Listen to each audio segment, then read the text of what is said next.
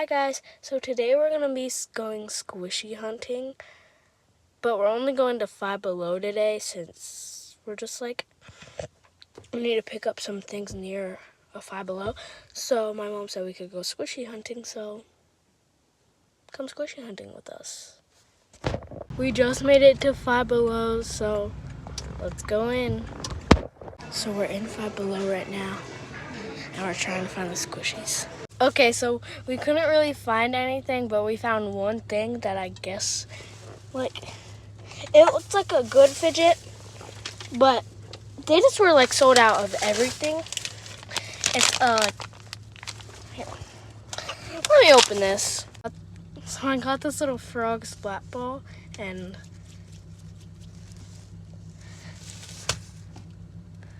so it doesn't like, it's like kind of sticky like a Tabba squishy, but like watery. It's a good fidget, so I rate it like an 8.9.